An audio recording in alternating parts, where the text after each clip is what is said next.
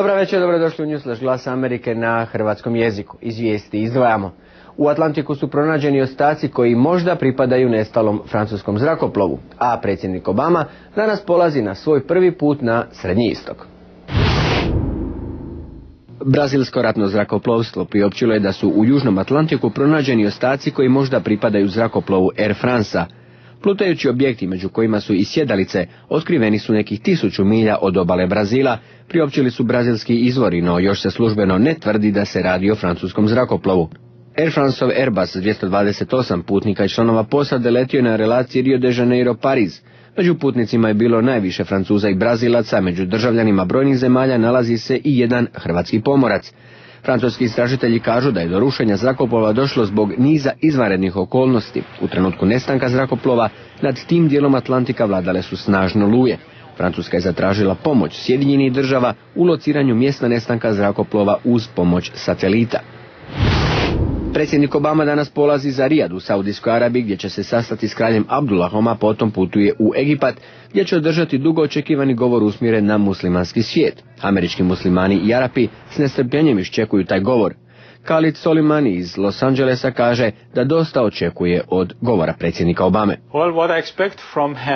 Očekujem da će on iznijeti poruku nade te pokazati da su Sjedinjene države iskrene u nošenju s muslimanskim svijetom, te da će donijeti stvarnu promjenu u odnosu na proteklih 8 godina. Na istočnoj američkoj obali Malika Raždan rekla je da jedan govor neće odrediti može li predsjednik Obama unaprijediti odnose s muslimanima ili ne. Ne bih željela biti u njegovom položaju jer treba nositi težak teret i prijeći dugačak put da bi došlo do unapređenja američko-muslimanskih odnosa. Nakon posjete Egiptu, predsjednik Obama otputovat će u Francusku, gdje će nazočiti svečanostima obilježavanja 65. godišnjice invazije na Normandiju u Drugom svjetskom ratu. Nekoć najveći svjetski proizvođač automobila General Motors jučer je još jednom ušao u povijest kao najveća korporacija u industrijskom sektoru koja se prijavila za stečaj. S preko 172 milijarde dolara duga i s manje od 83 milijarde u imovini, glavni direktor GM-a Fritz Henderson nazvao je ovako restrukturiranje novim početkom za ovu 100 godina staru kompaniju. Novi GM će imati znatno snažniju i zdraviju bilancu, što će nam omogućiti da bolje podržimo naše marke i proizvode putem ulaganja, povećamo naša ulaganja u nove tehnologije i budemo u stanju prebroditi teška vremena. Kako bi se osiguralo da General Motors jednog dana ponovno postane profitabilan, američka vlada obećala je dodatnih 30 milijardi dolara povrh 19 koliko je već dodijelila. U Bijeloj kući predsjednik Obama odbacio je kritike u kojima se savezna vlada optužuje da koristi novac poreskih obveznika da bi rukovodila vodećim korporacijama. Kao svojevrsni nevoljni dioničar, predsjednik Obama je rekao da će se njegova administracija uzdržati od donošenja poslovnih odluka osim u najkritičnijim slučajevima. Ukratko, naš je cilj da GM ponovno vratimo na noge, zauzmemo pristup nemiješanja i brzo se izvučemo iz vlasničke uloge. General Motors ustraje u tome da su pred kompanijom vedri dani, međutim, predsjednik Obama upozorava da treba očekivati nova žrtvovanja.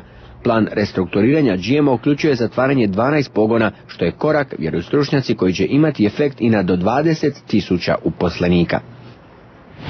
Američki ministar financija Timothy Geithner izjavio je da je s kineske strane naišao na snažnu podršku američke strategije u nošenju s globalnom ekonomskom krizom.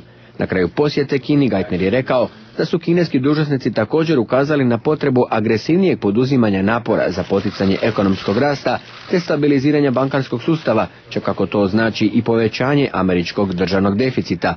Geithner se u Pekingu sastao s kineskim predsjednikom Hu Jintaom te premijerom Wen Jiabaom. Za 100. rođendan Alice King iz savezne države New Hampshire imala je veliku želju ponovno se voziti na Harley Davidsonu i članovi lokalnog motokluba ispunili su joj tu želju.